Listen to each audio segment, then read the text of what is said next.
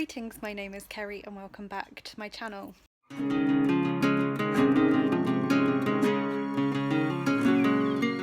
Welcome to my latest book diary. For this book diary I am going to be reading The House in the Cerulean Sea by TJ Klune. This is just a dust jacket because I always take the dust jackets off when I read hardback. So this is our Space Sirens book club pick for August. The live show is on Sunday and I've done it again and left the book right till the last minute. So today is the 2nd of September and the live show is on Sunday. And I've only just started the book this morning, mainly because in August I was trying really hard to finish everything that was on my currently reading list, and I nearly got there. I only had one book left on that list, and I also did manage to read all of the Cluedo picks for my TBR as well. So I read a lot in August, I just didn't quite have time to get around to this book. So I started it this morning. I've read I think the first 3 chapters so far, which is just setting up the premise of the book.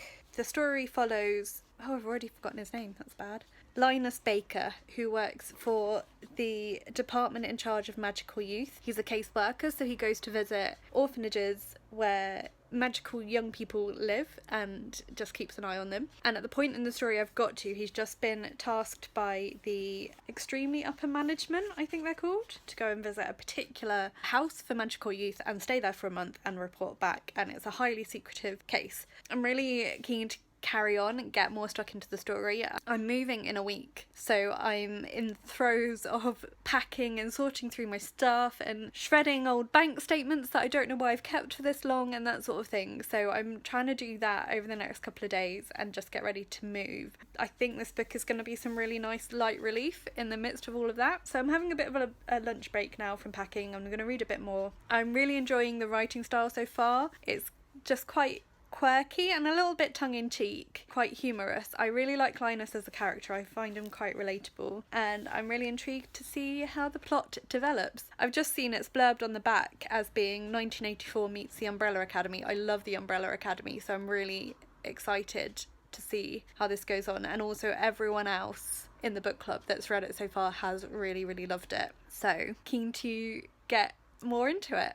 So I will hopefully update you a bit more later when I've read a bit more. Hello, it is now 3rd of September, which is Thursday. I've lost all sense of time since finishing my job. I finished my job last Friday and now I'm just in the interim of waiting to move, and means I keep slightly losing sense of what day we're on. Today's been quite a long day, not gonna lie. So I have read a bit of Cerulean Sea and it has been the silver lining in my cloudy day.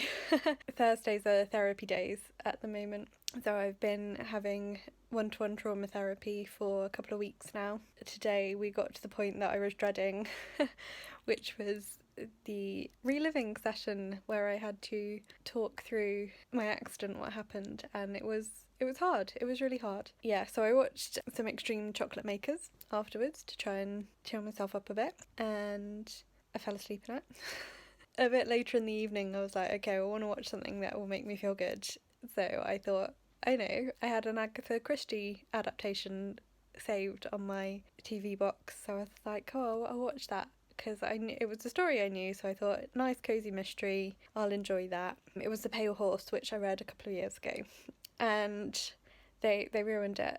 It was awful. It was really awful. I guess if I hadn't read the book I maybe would have enjoyed it, but the book was so clever, and I mean, it's not one of my favourite Agatha Christie books, but I still really enjoyed it, and it was so intricately plotted the way Agatha Christie always is. I do have quite fond memories of reading that book, and for some reason the BBC adaptations they're doing recently, they're trying to make them really dark and gritty, which they don't need to be. Like, Agatha Christie is cosy mysteries. They don't need to be dark and gritty, so they made the protagonist really unlikable. They added extra murders and they just made the plot a lot more convoluted, and the bad guy in it was just too obvious, and it really wound me up. So that made me a bit cross, and all of which to say, it's now bedtime and I'm just really excited to be reading more of this lovely book to just make myself feel good and feel ready to sleep, because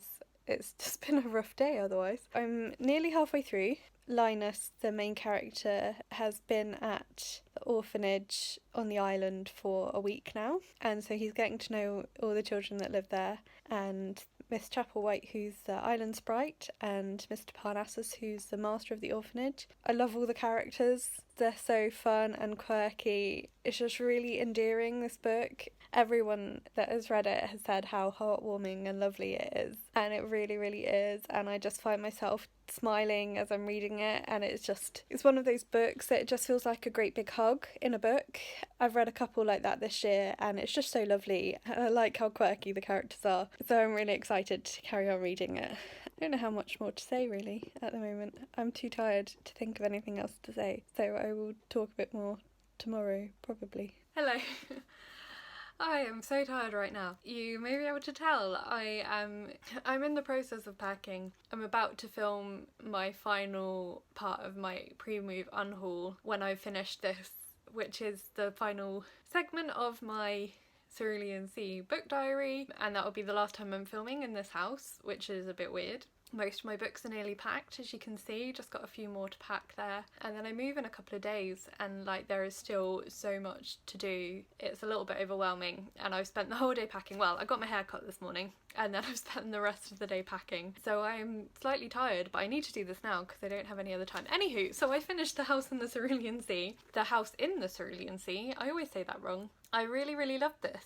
I really loved it. I read quite a lot yesterday, and then I had about 60 pages left, I think, this morning, so I finished it off this morning, and I really, really loved it. I think I mentioned it's blurbed as being 1984 meets the Umbrella Academy with a pinch of Douglas Adams thrown in, and I'm not sure that that's exactly an accurate sell for this book. I mean, the Douglas Adams may be a bit more than the other two. There are certainly elements of those things in here, so like the nature of, or the concept of having children, young people with magical abilities is similar to Umbrella Academy. Some of the bureaucracy stuff is similar to 1984, but both of those things are quite dark.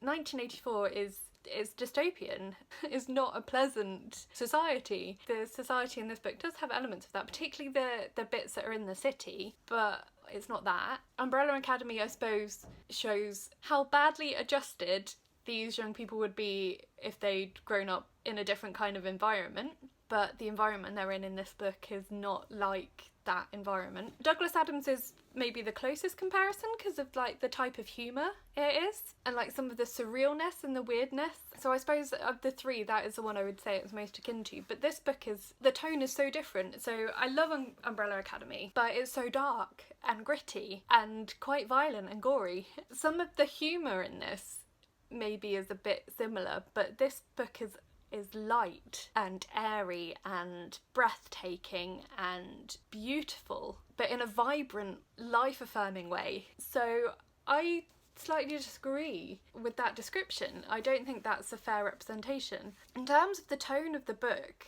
there are a couple of books that it reminded me of that are from different genres, but I got the same sort of feeling when reading it as I did when reading those, which is just this book is just like a big hug.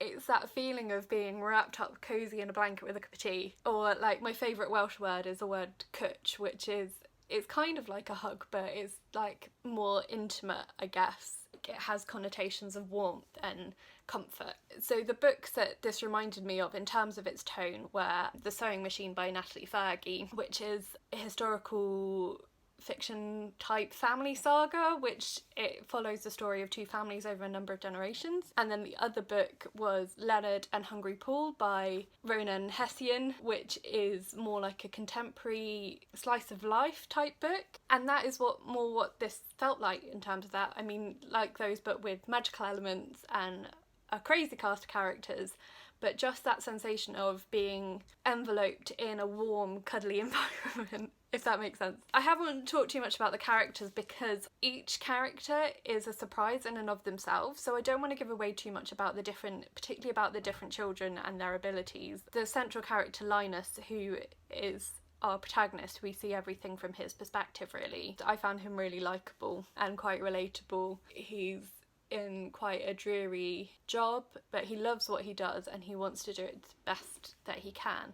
but he doesn't realise how empty his life is until he gets to the orphanage and meets the people there, the children there. Yeah, I don't want to talk too much more about it because as much as I loved it, it's just something that you've really got to experience for yourself. I have yet to hear anyone dislike this book. I was a bit wary going into it because I'm a bit anti-hype, and everyone I know who's read this book has just raved about how much they loved it, but it totally lived up to the hype. It exceeded my expectations and I really, really loved it. I'm not sure when this video will be uploaded because I move in a few days at time of filming, so I will link our Space Sirens live show for you to watch because this will be up definitely after that live show has happened because that's happening tomorrow. I haven't decided yet if I'm going to be in the live show or not because it really depends how the rest of my packing goes over the next, well, tomorrow.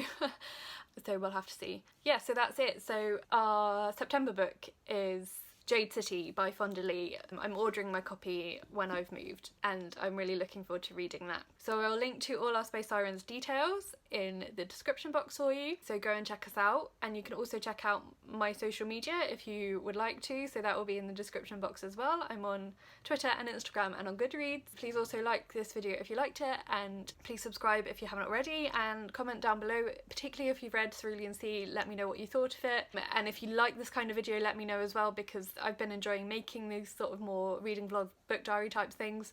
I will keep on making them if people like watching them. But otherwise that's it for me, so thank you so much for watching and I'll talk to you again soon. Bye!